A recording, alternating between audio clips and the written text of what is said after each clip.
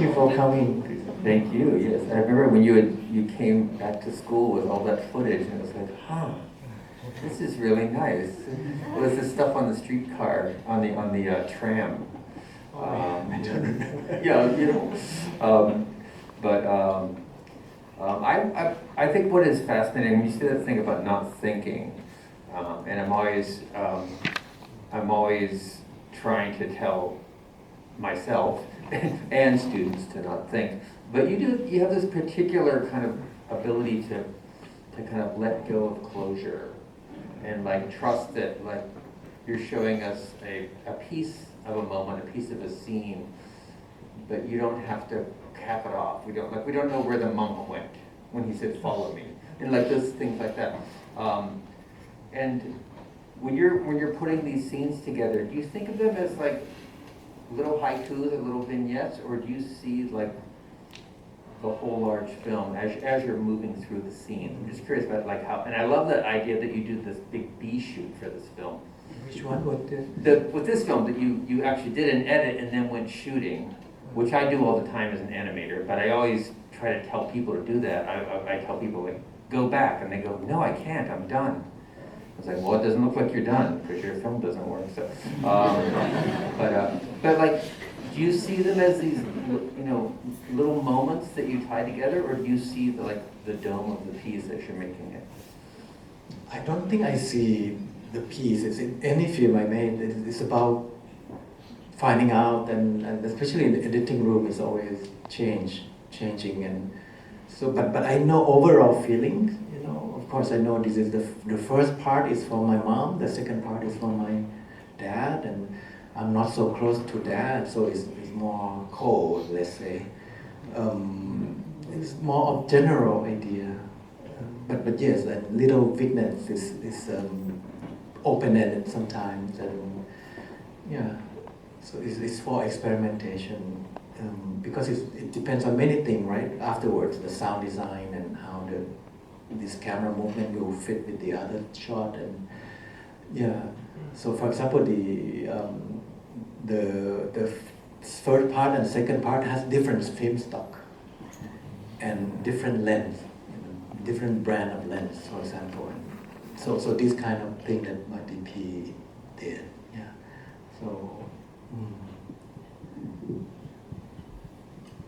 Hi, I'm here.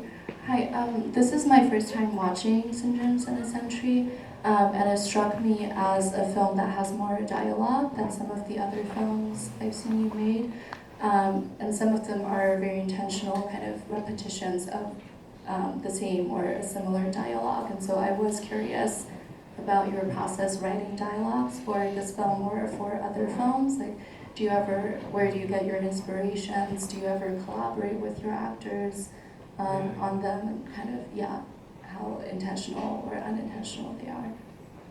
Yeah, it's from memory, from what my parents told me, and from the actors. All the time it's changing, and what am I gonna say, and also about writing too, because I'm repeating, but at the same time the process of working on a computer that you can cut, select and paste, so I experiment with, how about I cut and paste from tropical melody.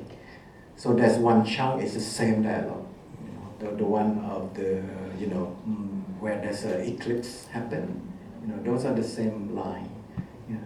So, example, yeah. So it's kind of reincarnation.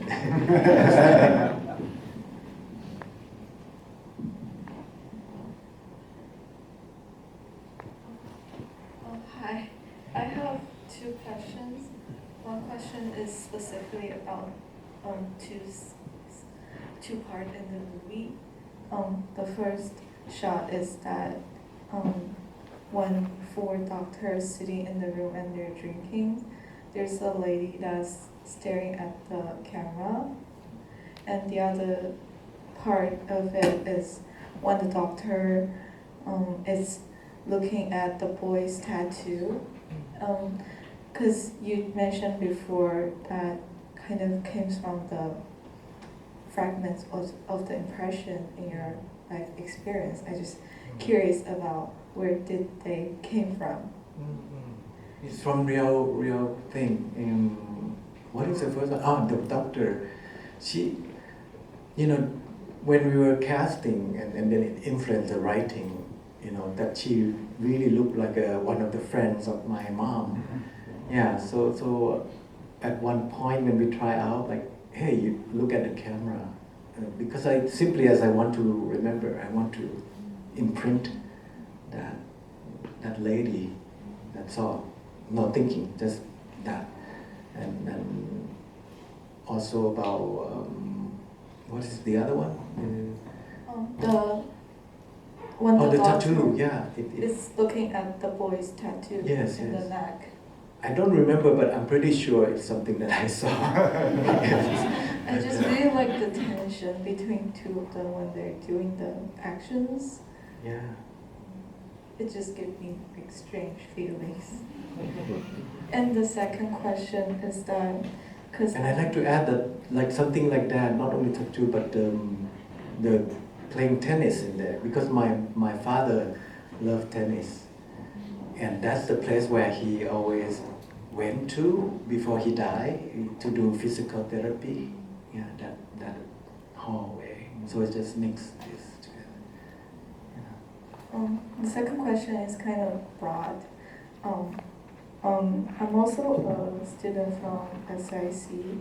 I have a question about how do you feel like to work in the non-native languages environment? Because I'm recently struggling for that. I just don't know if you ever feel that obstacle in your when you were there, or how do you like experience that? For sure, I think in the beginning, I think language is not much, but more about culture. But it's a different time because there's no internet when I start out and no phone. So I remember the first class really surprising with Zach. Zach came in and with shorts, with head, wow. And then I asked him, can you please speak slower? I couldn't follow. Yeah, and he really, he did something. But it's a little thing, and then, I got used to, Oh. I'm actually, I kind of asking from the student aspects, right. as a creator aspects, when you want to kind of really express what you want to say through your works. But sometimes, maybe for me, languages in English is really hard to explain it. Sometimes. I think you're doing okay. Yeah, don't worry. It's, or you can draw, I think SASC is very open. It's very, yeah, it might be also the limits of language itself, right, as well? yes, you can use Google Translate now.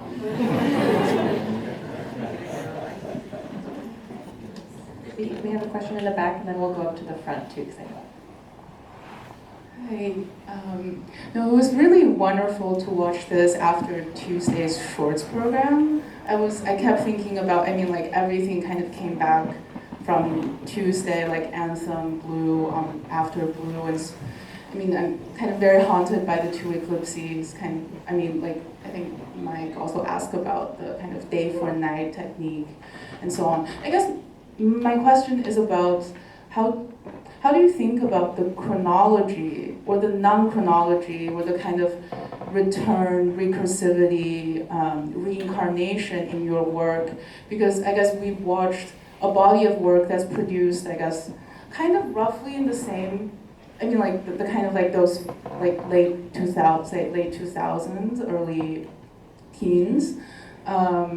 Just like, I guess when do you know to start a project, and when do you know when it ends? Because like you kind of see these fragments, these kind of techniques, these figures, these images, these, yeah, I mean, like really kind of like everything, not necessarily following maybe the passage of time as we live it, and yet I guess they do kind of have their own time encapsulated either like on digital camera or on film, but like they have a sort of like time in which they live too. And I guess like when, like, I don't know, like sometimes it seems like from what you've been saying, like maybe a project starts with writing, maybe sometimes it seems like it starts with a set with like blue or like on blue, sometimes maybe it starts with, I mean, your like, I guess, bipartite structure, which we also see a lot in different films. But yeah, I'm just kind of curious about that process of like, when do you kind of pick something up from the flow and like crystallize it as an object? It's because it's a world that is not so big, you know.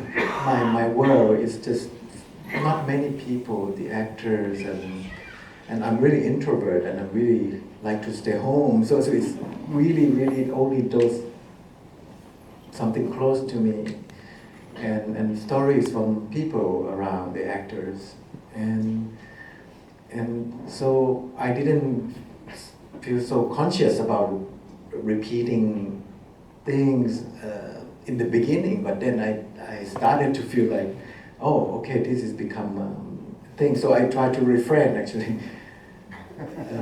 but sometimes it's unconscious, and then I just put there and didn't know or forgot that I did before or something.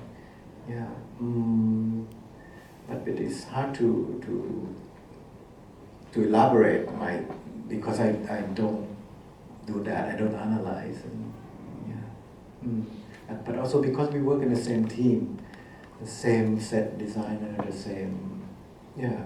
And for example, in Symmetry of Smith, sometimes we have this set, and then I say I want this, and then they say no, this is not your style. And I say okay, what is my style? Please tell me. So this kind of, and I enjoy that because it's become his style, and yeah.